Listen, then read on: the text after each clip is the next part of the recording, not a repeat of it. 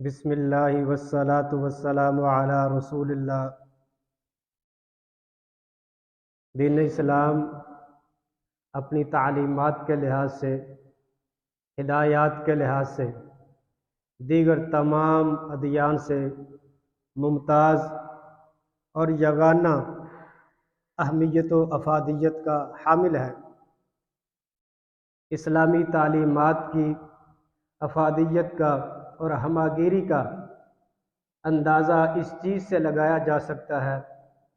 کہ نبی کائنات علیہ الصلاۃ والسلام نے فرمایا، لا یؤمن احدکم حتی یکون ہواہ تبعا لما جئت بہ، کہ تم میں سے کوئی تب تک کامل صاحب ایمان نہیں ہو سکتا جب تک اس کی خواہشات تک میری لائی ہوئی ہدایات اور میرے بتائے ہوئے طریقے کے مطابق نہ ہو۔ اور یقیناً بندہ مومن مسلمان کا یہ امتیاز ہوتا ہے کہ اس کے تمام معمولات زندگی نبی علیہ الصلاۃ والسلام کے بتائے ہوئے طریقے اور ربانی ہدایات کے مطابق ہوتے ہیں۔ اس چیز کی اہمیت کا اندازہ لگانے کے لیے دو چار واقعات آپ کی گوش گزار کیے جاتے ہیں۔ سیدنا حضرت علی رضی اللہ تعالیٰ عنہ کی ایک روایت ہے کہ لو کان الدین بالرأی لکان اسفل الخف اولا بالمسح من الاعلی۔ اگر دین رائے کے مطابق ہوتا، اگر دین انسان کی مرضی اور اس کی تمنا کے مطابق ہوتا، اور اگر دین انسان کی خواہشات اور عقل کے تابع ہوتا، تو پھر عقل تو یہ کہتی ہے کہ پاؤں کا مسح اوپر کی بجائے نیچے کرنا چاہیے، کیونکہ پاؤں تو نیچے سے زمین پر لگتا ہے۔ لیکن شریعت، دین اور نبی علیہ الصلاۃ والسلام کا اسوہ، آپ کی ہدایات ہمیں یہ بتاتی ہیں کہ پاؤں کا مسح اوپر والے حصے سے کرنا ہے، لیکن عقل یہ کہتی ہے کہ پاؤں کا نیچے سے مسح کرنا چاہیے۔ لہذا دین میں عقل کی گنجائش ہے، لیکن عقل دین کے تابع ہے۔ عقل کے ساتھ دین کو سمجھنا ہے، اس کے احکامات کو سمجھنا ہے، اس کی سوجھ بوجھ حاصل کرنی ہے، اور شرعی احکامات کی جو حکمتیں ہیں اس میں جو مصلحت ہے اس کو بھی سمجھنا ہے۔ لیکن سمجھ آ جائے تو ٹھیک، نہ آئے تو سمعنا واطعنا، وہاں عقل کے گھوڑے نہیں دوڑانے،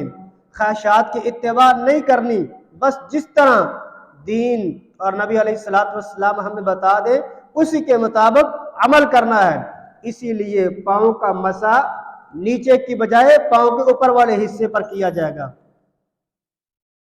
دین کے مطابق زندگی بسر کرنا اور صاحب ایمان کا عمل اور کردار ام المؤمنین ام حبیبہ رضی اللہ تعالی عنہا کہ اس عمل سے بھی لگایا جا سکتا ہے کہ جب ان کے والد گرامی حضرت ابو سفیان رضی اللہ تعالی عنہ وفات پا گئے، تو سوگ کے دن گزرنے کے بعد انہوں نے اسپیشل اہتمام سے خوشبو منگوائی، اور خوشبو منگوا کر اپنے چہرے پر لگائی، اور بتایا حلفاً اور قسم اٹھا کر بتایا لوگوں کو کہ میں قسماً یہ کہتی ہوں کہ مجھے اس خوشبو کی خواہش نہیں تھی، ضرورت نہیں تھی، مجھے اب ان چیزوں کی بالکل ضرورت نہیں، لیکن یہ میں نے اس لیے کیا ہے، کیونکہ میں نے نبی علیہ الصلاۃ والسلام سے یہ سنا تھا کہ جس عورت کا اللہ پر اور روز آخرت پر ایمان ہو وہ کسی فوت شدہ پر 3 دن سے زیادہ سوگ نہ منائے، ہاں خامند پر 4 مہینے 10 دن ہیں، کیونکہ یہ ان کے والد گرامی تھے۔ اس لیے جب ان کی سوگ کے ایام پورے ہوئے انہوں نے باقاعدہ خوشبو منگوا کر لگائی، کس لیے؟ نبی علیہ الصلاۃ والسلام کی حدیث پر عملاً اپنا اسوہ پیش کرنے کے لیے کہ میں نے یہ اس لیے کیا ہے تاکہ میں بتا سکوں کہ میری وہ سوگ کے ایام ختم ہو گئے ہیں۔ اور وہ کیوں ختم ہو گئے ہیں؟ کیونکہ نبی علیہ الصلاۃ والسلام نے یہ فرمایا ہے۔ اور اسی طرح حضرت زینب بنت جہش رضی اللہ تعالی عنہ، ان کے بھائی دنیا سے چلے گئے تو انہوں نے بھی جو سوگ کے چند ایام تھے اس کے بعد خوشبو منگوائی، اور بعد میں یہی فرمایا یہ خوشبو میں نے اس لیے لگائی ہے تاکہ پتہ چل سکے کہ اب میرے سوگ کے ایام ختم ہو گئے ہیں، اگرچہ مجھے خوشبو کی ابھی ضرورت نہیں ہے۔ تو یہی مومن مسلمان کا عمل اور کردار ہونا چاہیے کہ جہاں پر آیت مبارکہ آ جائے، نبی علیہ السلام کا فرمان آ جائے، آپ کا اسوہ آ جائے، وہاں پر سمعنا و اطعنا، بس جو آپ نے فرما دیا اس کے سامنے سر تسلیم خم کر دینا، یہی بندہ مومن مسلمان کا طرز زندگی ہوتا ہے، اور اسی میں دنیا اور آخرت کی کامیابی ہے۔ حضرت عمر رضی اللہ تعالی عنہ تشریف فرماتے، حضرت ابو موسیٰ اشعری رضی اللہ تعالی عنہ باہر سے آئے، 3 دفعہ اجازت مانگی، دروازہ کھٹکھٹایا، لیکن حضرت عمر رضی اللہ تعالیٰ عنہ مشغول تھے، جواب نہ دے پائے۔ حضرت ابو موسیٰ رضی اللہ تعالیٰ عنہ 3 دفعہ اجازت لینے کے بعد جب اندر سے کوئی جواب نہ آیا، اجازت نہ ملی تو واپس چلے گئے۔ حضرت عمر رضی اللہ تعالیٰ عنہ نے سوچا اور دیکھا کوئی اجازت مانگ رہا تھا، فوراً باہر نکلے، دیکھا کون اجازت مانگنے والا تھا، پتہ چلا حضرت ابو موسیٰ اشعری رضی اللہ تعالیٰ عنہ تھے۔ فوراً انہیں بلایا، کہا آپ واپس کیوں چلے گئے ہیں؟ انہوں نے فوراً نبی علیہ السلام کی حدیث مبارکہ سنائی کہ میں نے یہ نبی علیہ السلام سے سنا تھا کہ 3 دفعہ اجازت مانگنی چاہیے، اگر 3 دفعہ اجازت مانگنے کے باوجود اجازت نہ ملے تو پھر واپس چلے جانا چاہیے، میں نے تو اس پہ عمل کیا ہے۔ ایک یہ نبی علیہ السلام کی اتباع کا اسوہ ہے کہ جس طرح نبی علیہ السلام سے حدیث سنی تھی اس پر عمل کر کے دکھایا، اور دوسرا حضرت عمر رضی اللہ تعالیٰ عنہ کا اسوہ ہے۔ انہوں نے کیا کیا؟ انہوں نے کہا کہ اس کے بارے میں اپنا کوئی گواہ پیش کرو کہ کیا واقعی یہ نبی علیہ السلام نے فرمایا ہے۔ وہ فوراً گیا مسجد نبوی میں، بتایا کہ یہ پریشانی ہے۔ حضرت عمر رضی اللہ تعالیٰ عنہ تو کہہ رہے ہیں اگر آپ نے اپنا کوئی گواہ پیش نہ کیا تو سزا ملے گی، اگر مجھے کوئی گواہ نہ ملا تو مجھے تو سزا ملے گی۔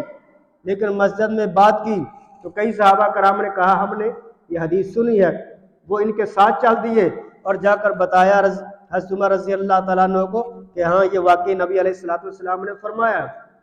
تو فوراً حضرت عمر رضی اللہ تعالیٰ عنہ اپنے موقف سے دستبردار ہو گئے، ہاں ٹھیک ہے یہ واقعی نبی علیہ السلام کی حدیث ہے، تو سمعنا و اطعنا، اپنی خواہشات کو، اپنے معاملات کو، تمام طرح کے امور کو دین اسلام کے تابع قرار دینا،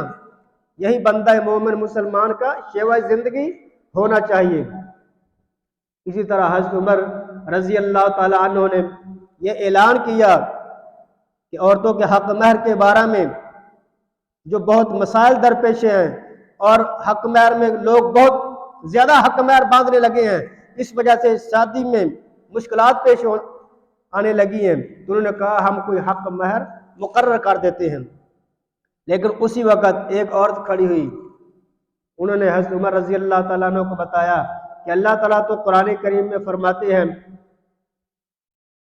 کہ اگر آپ نے کسی عورت کو حق مہر میں خزانہ بھی دیا ہو تو آپ اسے رخصت کرنے کے بعد، چھوڑنے کے بعد، طلاق دینے کے بعد واپس نہیں لے سکتے، لہذا عورت کو آدمی جتنا چاہے حق مہر دے سکتا ہے۔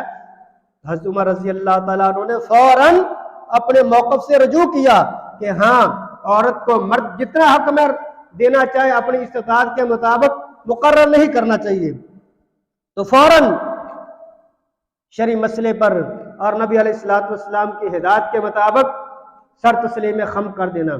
تو یہی بندہ مومن مسلمان کا شیوہ ہونا چاہیے، اپنی انفرادی زندگی میں، اپنی اجتماعی زندگی میں، اپنے سیاسی معاملات میں، اپنے معاشرتی معاملات میں، اپنے معاشی امور میں، تمام سطح پر